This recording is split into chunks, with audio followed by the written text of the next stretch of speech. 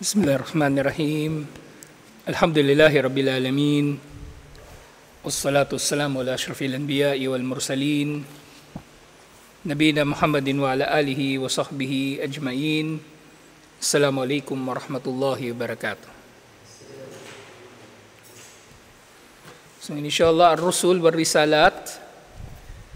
At tinatalakay na natin yung ilan sa mga mu'jizah ng mga sugo. Nung nakaraan na talakay natin yung mu'jiza ni Saleh alayhis salam na dinulit ni Allah subhanahu wa ta'ala na lumabas mula sa bato yung isang kamelyo. Yung kamelyo ay lumabas sa bundok na bato. At ngayon inshallah, mu'jizatu Ibrahim alayhis salam. Ang himala ni Ibrahim alayhis salam. Pero siyempre, ang himala na tinutukoy dito ay ang mismong mu'jiza. Hindi lang ayah. Okay, mu'jiza na humahamon sa kakayanan ng kanyang ummah. Sa sinabi, hattama Ibrahim alihatu qawmihi allati kanu ya'budunaha. Winasak ni Ibrahim alayhis salam ang kanilang mga Diyos-Diyosan, ang Diyos-Diyosan ng mga kababayan niya na sinasamba nila. Winasak niya. Fa'ash'alu lahun nar, at sila ay nagpaningas para sa kanya ng apoy. At ito ay hindi apoy na pangkaraniwan. Malaking apoy ito. Malaking apoy na binabanggit sa tafsir, kailangan pang gumamit ng kanyang mga kababayan ng manjanik, ng catapult, ng trebuchet. Alam niyo yung catapult? Nung nauso yung siege warfare, actually, bago pa man nabuhay si Isa alayhis salam, so yung catapult yung pinambabasag nila ng pader ng mga Kastilyo. Yung nababato. Ayun, catapult ang tawag doon. Yun, alam nyo na. Yun yung catapult. Sobrang laki ng apoy. Siyempre, yung apoy mas malaki. Mas mainit yun. Mas malaking radius ng apoy o ng radiation, ng pag-radiate ng init niya.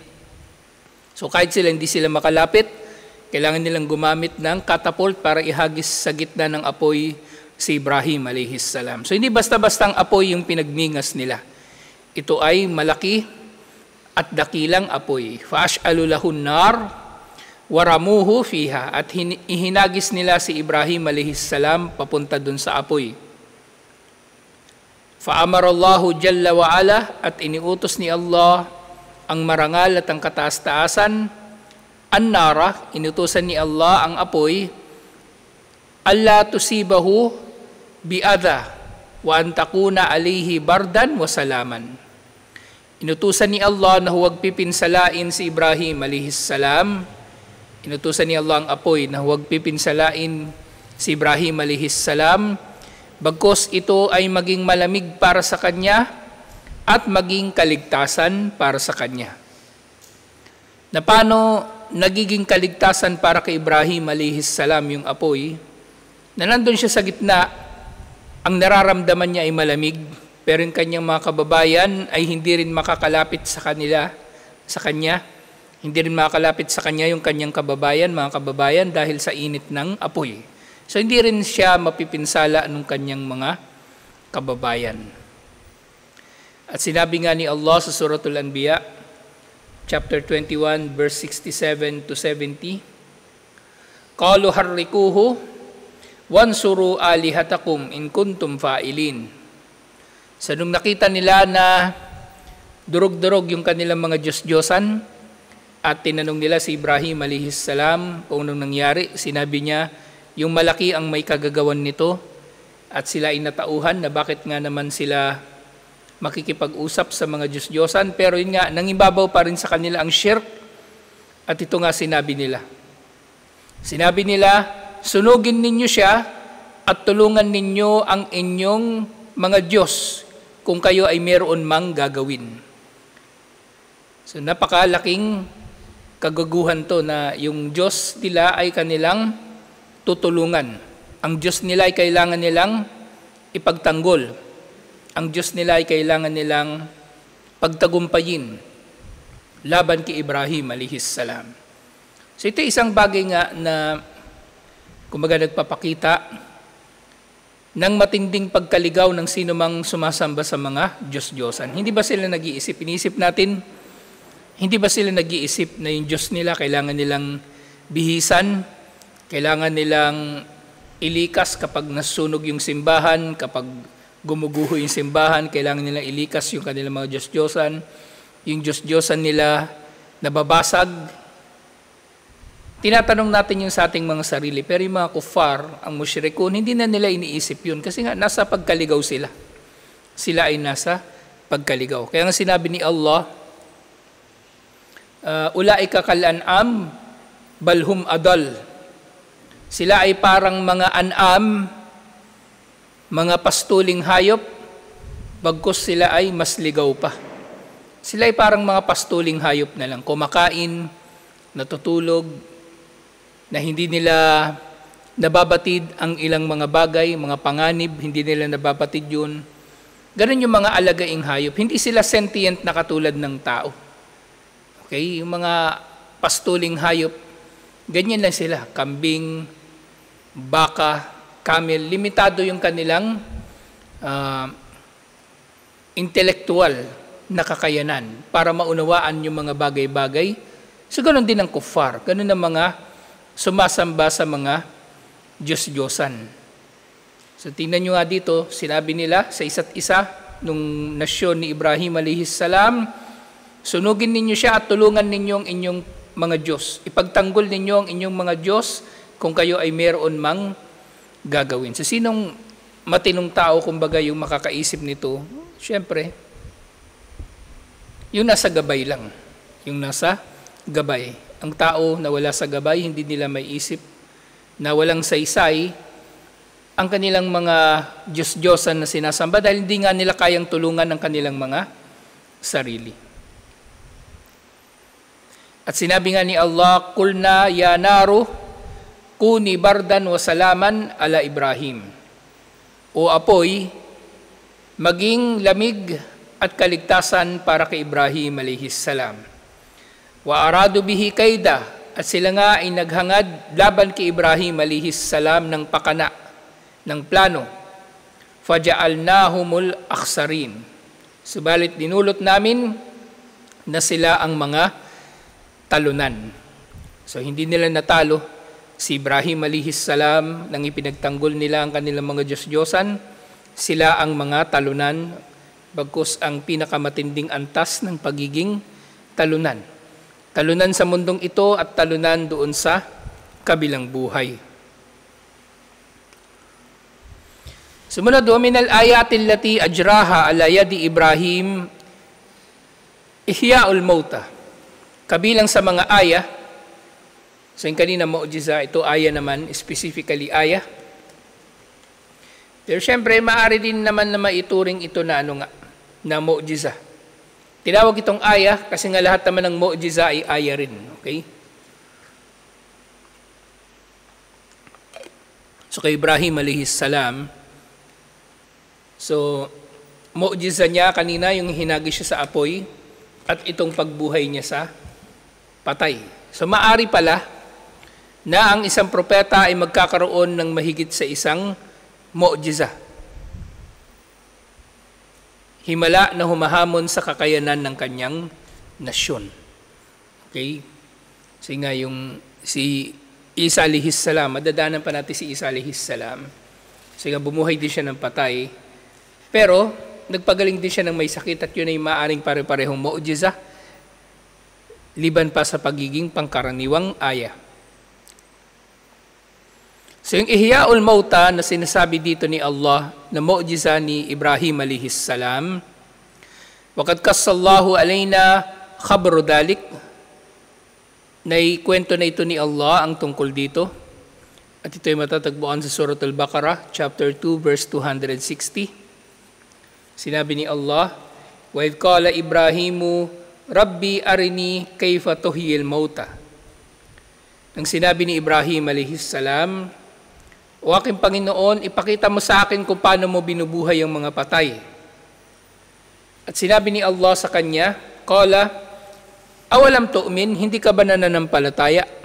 Hindi ka ba naniniwala sa akin? Sinabi ni Ibrahim alayhis salam, Qala bala. Sinabi niya, bala. At ibig sabihin nga ng bala, kumbaga, kung negative yung tanong, ang sasagot mo, bala. At maaaring nga sa konteksto nito, yung ibig niya sabihin dito, naniniwala ako. Siyempre, naniniwala ako. Qala bala. Walakin liyatma'inna qalbi. Subalit, gusto kong makita kung paano ka bumubuhay ng patay upang maging panatag ang aking puso. So gusto ni Ibrahim alayhis salam na tumibay pa ang kanyang pananampalataya, na humihingi siya kay Allah ng tanda.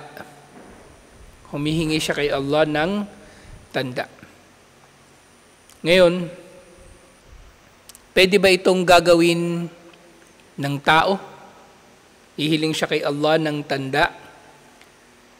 Sa itong mga ganitong bagay, yung paghiling ng aya, katulad ng nangyari kay Zakaria, humingi siya ng aya kay Allah. Maaring hindi ito para sa lahat. Okay? Para lang ito sa mga propeta na pagbibigyan sila ni Allah sa kanilang kahilingan. Katulad si Saleh, di ba? Anong hiniling ni Saleh?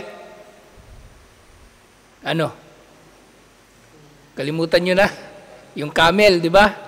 O, si Propeta Muhammad sallallahu alaihi wasallam halimbawa, hiniling niya na mahati yung buwan, idinasal niya kay Allah, mahati yung buwan, nahati nga yung buwan. Sa mga propeta, maaaring mangyari ito.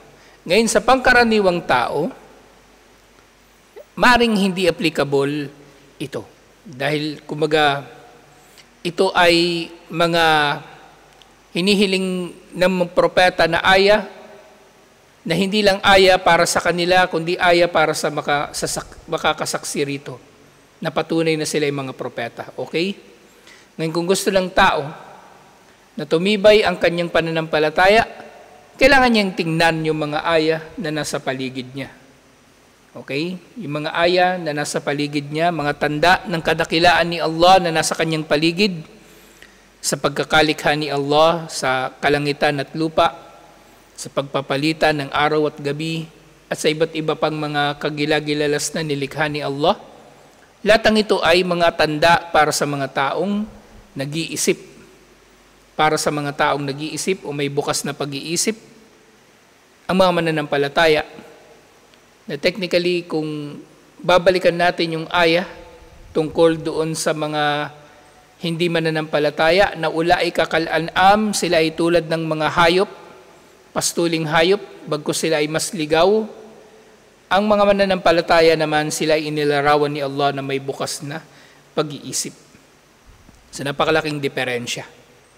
Napakalaki ang pinagkaiba ng pag-iisip ng mananampalataya at ng hindi mananampalataya. Ang hindi mananampalataya, mas masahol pa sa hayop. Pero ang mananampalataya, hindi lang siya mayroong kakayanan na mag-isip, siya ay kabilang sa mga bukas ang pag-iisip. Matalino, kumbaga. Okay? Matalino. So napakalaki ng diferensya, alhamdulillah, at ang pinagkaiba nun yung gabay ni Allah. So hiniling ni Ibrahim alayhis salam ang isang aya upang maging panatag ang kanyang puso. Qala faqud arba'atam minat tayri fasurhunna ilayk. Thumma ja'al ala kulli jabalin minhunna juz'a. Sasabi ni Allah, kumuha ka ng 4 na ibon. Palapitin mo sila sa iyo at katayin mo sila at hiwa-hiwain sa maliliit na piraso. At sa bawat bundok ay maglagay ka ng piraso nila. Maglagay ka ng piraso nila. Thumma uduuhunna ya'tinaka sa'ya.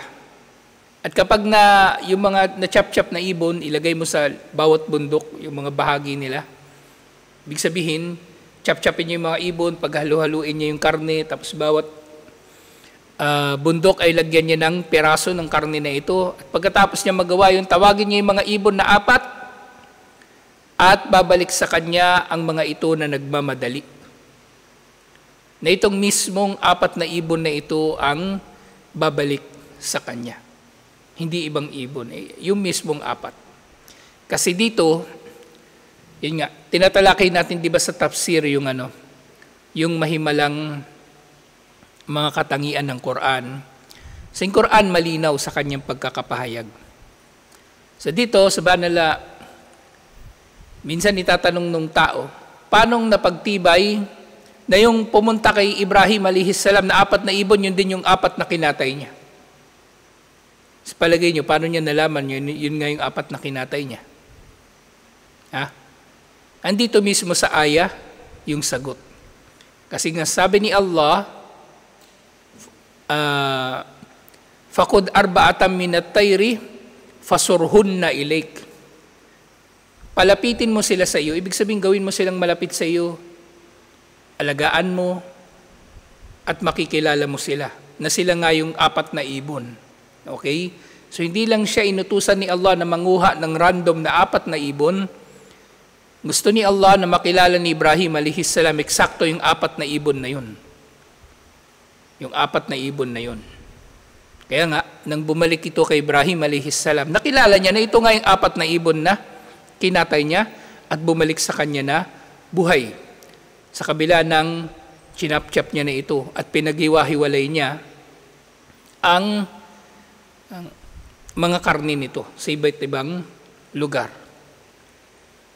At yung ganito nga ay naging patunay kay Ibrahim alayhis salam sa kapangyarihan ni Allah kung paano bubuhayin ni Allah ang patay. Na magiging mas madali para kay Allah na buhayin ang patay kaysa sa lumikha ng buhay mula sa kawalan. Okay?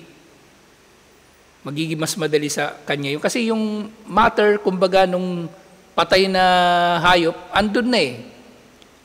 Yun ngang likhain ni Allah, yung hayop o yung tao, anumang bagay na may buhay, mula sa kawalan, napakadali sa kanya. Paano pa kaya yung bagay na andun na yung matter nito, nagkalat lang. Kumbaga, iipunin lang niya yung atom nito, mga molecule nito, mga piraso ng laman nito, yung mga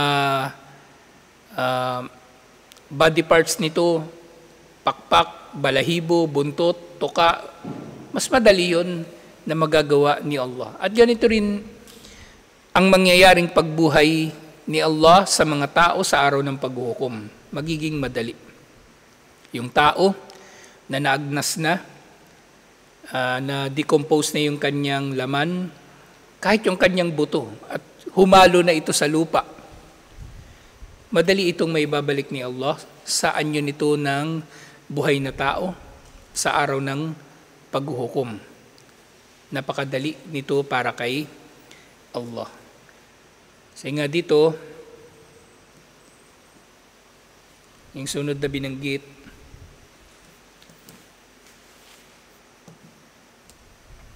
fa'amarahu bidabhi hadhihi tuyur, sinutusan ni Allah subhanahu wa ta'ala si Ibrahim alayhis salam na katayin ng mga ibon na ito. Thumma takti'aha, ang inutos naman ni Allah na putulin ng mga ibon na ito. Watafrikaha ala eddati jibalin, at ang paghiwa-hiwalay ng mga karnin nito sa iba't ibang mga bundok. Thumma da'aha falabatin nida. At tatawagin niya yung mga ibon at tinawag niya nga yung mga ibon. Inutusan siya ni Allah na tatawagin niya yung mga ibon at tinawag niya ang mga ito. At tumugon ang mga ibon na ito. Wajtama'at al-ajza al-mutafarrika. Na sa pagbabalik ng mga ibon na ito sa buhay, nagtipon-tipon ang mga magkakahalong piraso nito sa ibon na pinanggalingan nito. Okay? Kahit naghalo-halo na sila. Waltahamat kamakanat min qabl. At ito ay kumbaga nagkaroon ng karne o ng laman, katulad ng kung paano ito nagkaroon ng laman nung ito'y nabubuhay pa. Wadabat fiha al-hayat. At sila ay nagkaroon muli ng buhay. Watarat muhallakatan fil fada. At ito ay lumipad ng malaya sa langit. So ganito kamalwalhati si Allah subhanahu wa ta'ala sa kanyang dakilang katayuan at karangalan ng kanyang kapangyarihan. Alhamdulillah. So kung yung ganitong bagay, kumbaga, ay pag-iisipan ng tao na magagawa ni Allah, ay magiging mas madali sa kanyang iba pang bagay. Okay? At syempre, wala nang pagdududa kung paanong bubuhayin ni Allah subhanahu wa ta'ala ang mga tao sa araw ng paghuhukom. Alhamdulillah. So, susunod na matatalakay naman natin, ayun ng himala ni Musa alayhis salam. Alhamdulillah. So yung mga himala ni Musa alayhis salam, natalakay na natin ito doon sa pagtalakay natin kay Musa sa buong talambuhay ni Musa alayhis salam. Mare-review natin ngayon, inshallah, pag tinalakay natin ang mga mu'jizah ni Musa alayhis salam next week, inshallah. So tutuloy natin to. Assalamualaikum warahmatullahi wabarakatuh.